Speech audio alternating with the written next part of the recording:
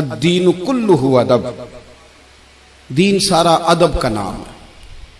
بے ادب آدمی اس کو کہتے ہیں جس کا کوئی حد بندہ نہیں ہوتا، وہ بے ادب ہوتا ہے۔ حضور نے فرمایا فَإِذَا فَاتَكَ الْحَيَاءُ فَافْعَلْ مَا شِئْتَ، جب تو بے حیا ہو جائے پھر تو آزاد ہے، جو مرضی کر۔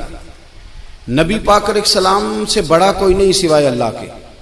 پتہ ہے آپ کو، بعد از خدا بزرگ توئی کس سے مختصر، نبی کریم صلی اللہ علیہ وسلم سے بڑا کوئی نہیں کہ حضور کو کسی کا ادب کرنا ہو۔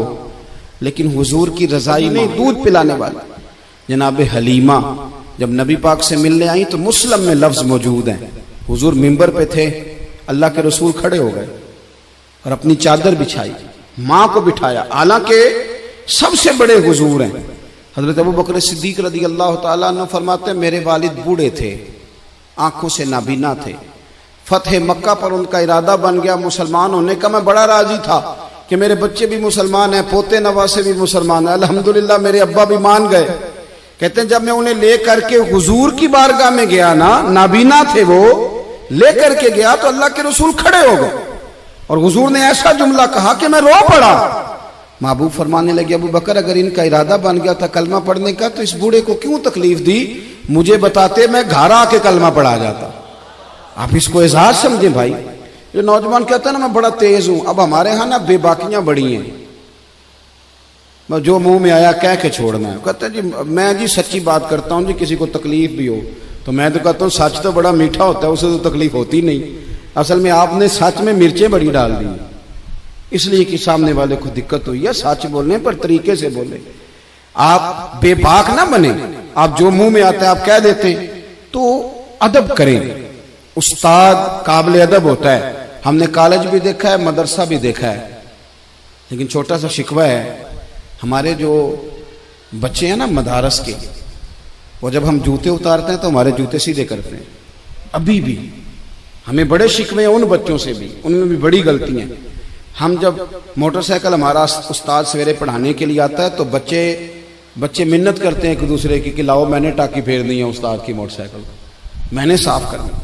ہمارے بچے ابھی بھی استاد جی آ گئے ہیں، اور جب وہ نکلتے ہیں نا کلاس سے وہ سارا نظام وہی ہے جو آپ کا پیریڈ لگتا ہے 40 منٹ، اور جب بچے نکلتے ہیں تو کوشش ہوتی ہے استاد کو پشت نہ کریں، اور وہ کتابوں کا بھی وہ برا حال نہیں کرتے جو کالج کے اسٹوڈنٹ کرتے۔ مجھے ایک دن میں کسی کے گھر میں مہمان تھا تو ان کے یہاں ایک ٹیچر تھے جو فزکس پڑھانے آتے تھے، تو بچے سے اس کا باپ پوچھتا ہے کہ وہ ماسٹر صاحب آئے کہ نہیں؟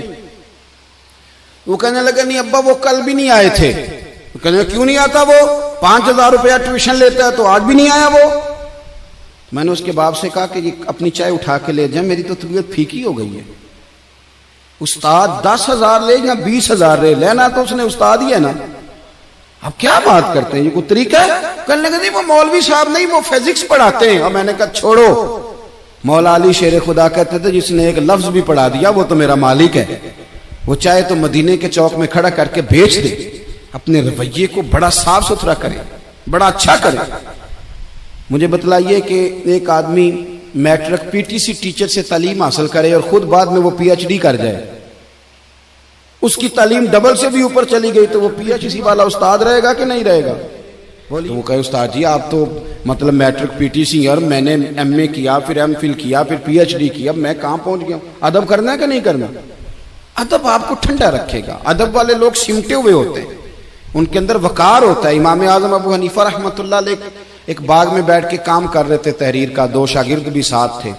اب تو آپ یہ چھوٹے سے موبائل میں سارا کچھ بند کر کے رکھ سکتے ہیں، جو مرضی کھول کے۔ اس زمانے میں کتابیں ہوتی تھیں اور قلمی نسخے، بڑی کتابیں بک رہی ہیں، نوٹس بک رہے ہیں، چائیں بائیں تحقیق ہو رہی ہے۔ اسماء الرجال ایک باقاعدہ علم ہے، اگر آپ دیکھیں تو ہم بحث کرتے ہیں راویان حدیث پہ، یہ ایک پورا ایک الگ جو ہے وہ اصطلاحات ہیں مدارس کی۔ تو بڑا محنت والا کام ہو رہا تھا، چیزیں بکھری ہوئی تھی۔ اچانک نا بچے باہر باغ میں کھیل رہے تھے، گیند گر گئی تو وہ بچہ آ گیا گیند اٹھانے۔ اب کتنے شاگرد ہیں ساتھ، وہ سارا کچھ ہے۔ امام اعظم بچے کو دیکھ کے، بچہ 10-12 سال، فٹافٹ اٹھے، کاغذات بکھر گئے، چیزیں آگے پیچھے ہو گئی۔ اب امام صاحب دوبارہ بیٹھے، بچے کے استقبال کو ادب کو اٹھ کھڑے ہوئے، دوبارہ اٹھے، دوبارہ بیٹھے، چیزیں سمیٹی، اب کچھ کاغذ مل نہیں رہے، مسئلہ بن گیا۔ بچہ کھیل رہا تھا، کچھ اور بچے، تھوڑی دیر کے بعد پھر گیند آئی تو چونکہ اس کی ڈیوٹی تھی وہ پھر آ گیا، امام صاحب پھر اٹھے، کاغذ پھر بکھر گئے۔ اب وہ ساتھ والے شاگرد بھی زیادہ نہیں نا برداشت کرتے، ایک دو دفعہ تو برداشت کیا، اب تیسری دفعہ بچہ آیا، کاغذات پھر بکھرے، تو امام ابو یوسف کہنے لگے حضور یہ بچہ ہے، یہ پتہ نہیں 20 دفعہ آئے گا، تو کتنی دفعہ چیزیں بکھیریں گے؟ تو امام صاحب فرمانے لگے ابو یوسف تو نے بیٹھنا تو بیٹھ، نہیں بیٹھنا تو نہ بیٹھ، یہ 100 دفعہ بھی آیا تو میں اٹھ کے کھڑا ہوں گا۔